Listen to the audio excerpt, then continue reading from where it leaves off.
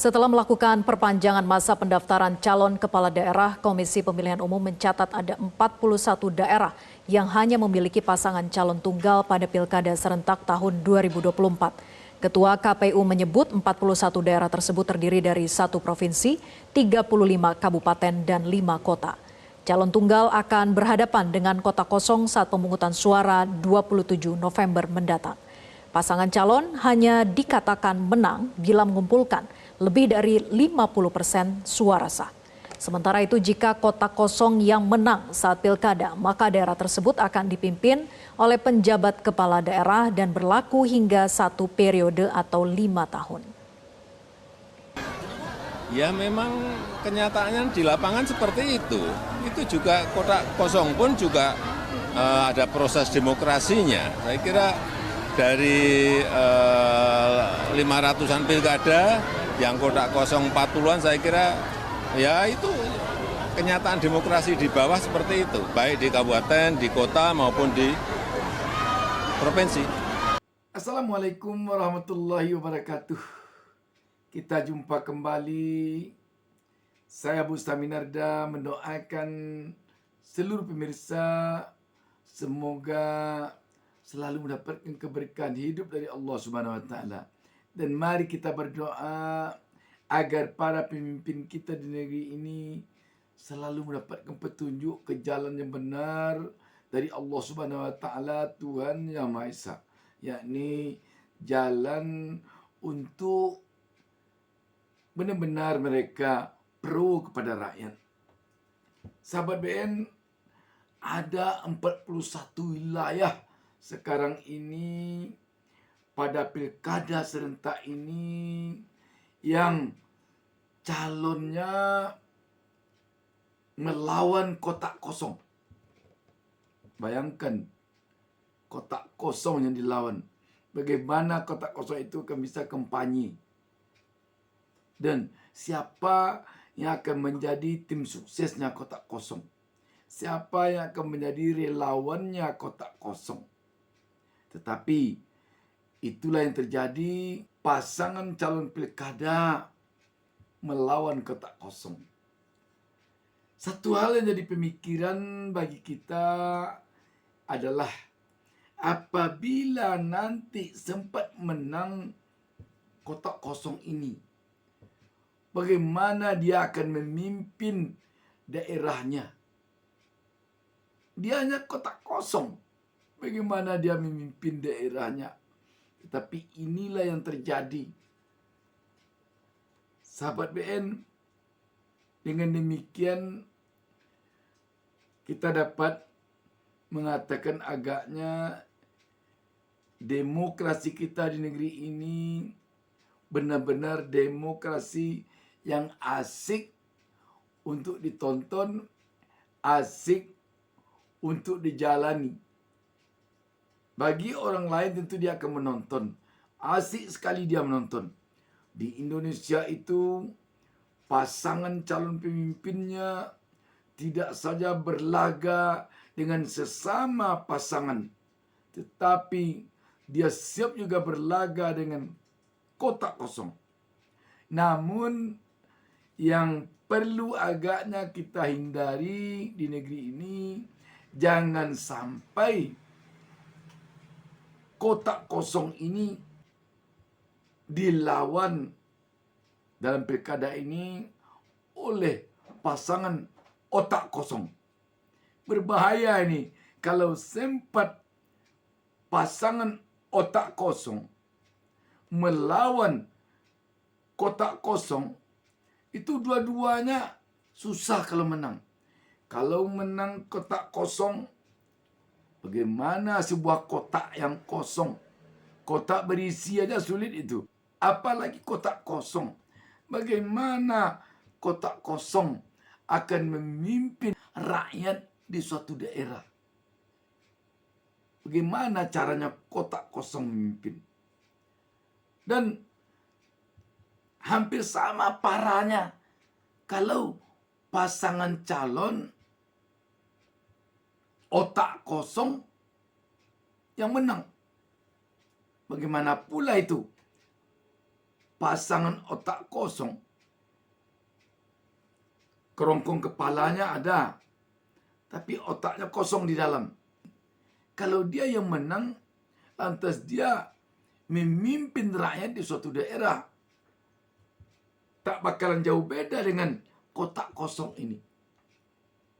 Apakah ada sekarang ini pasangan yang otak kosong melawan kotak kosong? Pertanyaan ini sulit dijawab dan tentu saja kita menjawabnya dengan doa. Mudah-mudahan tidak ada. Mudah-mudahan walaupun yang dilawannya kotak kosong, yang melawannya jangan sampai otak kosong. Sahabat BN, yang diharapkan di dalam pilkada ini tentu lahirnya pemimpin yang betul-betul berkualitas, betul-betul hasil seleksi yang ketat oleh rakyat yang memilihnya. Itulah sebabnya pasangan calon harus membuat visi dan misi. Visi dan misi itu walaupun yang mengetiknya orang lain, tetapi yang memahaminya, yang membuatnya, yang menciptakannya harus hendaknya otaknya.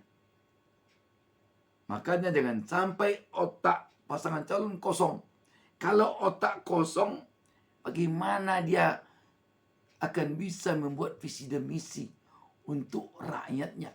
Bagaimana? Coba otaknya saja kosong. Bagaimana dia bisa membuat visi dan misi? Benarlah jadinya nanti satu pasangan calon nggak ngerti apa-apa tentang visi misinya. Kalau bertanya rakyat, apa visi misi Bapak atau Ibu tentang ini? Silakan lihat saja di Google, lihat saja di WA Group, lihat saja di media sosial. Visi dan misi kami ada di sana itu. Yang menurut Bapak bagaimana? Ya, yang menurut saya lihat saja di sana. Bisakah Bapak menceritakannya? Bisa, tetapi kalau saya membacanya, kalau itu yang terjadi, maka ada harapan rakyat akan mendapatkan pemimpin yang otaknya kosong. Apakah mungkin akan ada pasangan calon otak kosong ini melawan kotak kosong? Bisa saja terjadi kalau proses pencalonan penuh dengan kong-kali-kong, penuh dengan permainan politik yang tidak fair, penuh dengan upaya menyingkirkan calon-calon yang baik, yang berkualitas, yang diinginkan oleh rakyat. Kenapa bisa terjadi penyingkiran calon-calon dari tokoh-tokoh yang diinginkan rakyat? Bisa jadi karena tokoh-tokoh yang diinginkan rakyat itu tidak sesuai dengan keinginan yang mengatur-ngatur, yang bermain kong-kalingkong di dalam proses pencalonan pada pilkada ini. Bisa jadi. Misalnya ini ada pasangan calon yang diinginkan oleh yang mengatur-ngatur dengan cara kong-kalingkong ini. Karena otaknya kosong dan rakyat mungkin tidak akan memilih dia kalau masuk calon yang lebih baik dari dia ini, yang telah lama diinginkan oleh rakyat. yang si pengatur-ngatur ini, yang bermain kong-kelingkong ini, tentu jalan yang bisa dilakukannya menyingkirkan calon ini. Kalau calon yang diinginkan rakyat ini sudah tersingkir, mau tak mau nanti tentu rakyat terpaksa memilih calon yang otaknya kosong ini. Apalagi kalau calon yang berotak kosong ini lawannya tidak pula manusia, tetapi kotak kosong. Makanya rakyat sangat marah kalau rakyat mengetahui atau melihat ada kong kaling kong, ada permainan politik tidak sehat di saat penyusunan pasangan pilkada. Rakyat marah, rakyat benci. Karena rakyat benci, karena rakyat marah terhadap si pelaku kong kaling kong ini, si pelaku atur mengatur ini.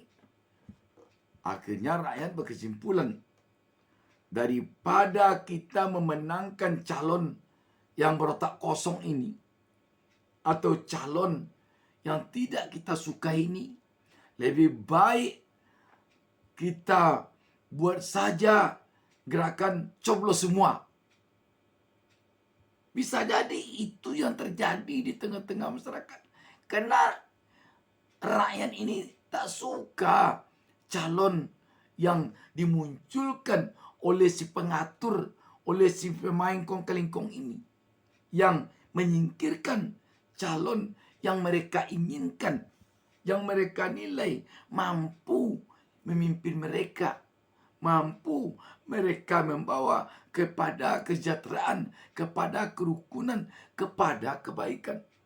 Sahabat BN, sekali lagi, uang yang demikian banyak digelontorkan untuk membiayai pesta demokrasi ini, mulai dari pesta demokrasi berupa pilpres, sampai ke pemilu legislatif, sampai pula sekarang kepada pilkada serentak, adalah untuk mendapatkan pemimpin yang berkualitas untuk rakyat. Pemimpin yang berkualitas ini, di samping pemimpin yang betul-betul menguasai wilayah, daerah, negara yang dipimpinnya, juga dia bisa menjadi contoh teladan bagi rakyatnya. Untuk bisa seorang pemimpin menjadi contoh teladan bagi rakyatnya, yang pertama memang jangan sampai pemimpin itu pemimpin yang berotak kosong. Jangan sampai. Yang kedua, dia harus punya etika dan moral yang tinggi. Lagi-lagi, kalau otaknya kosong, mustahil dia akan punya etika dan moral.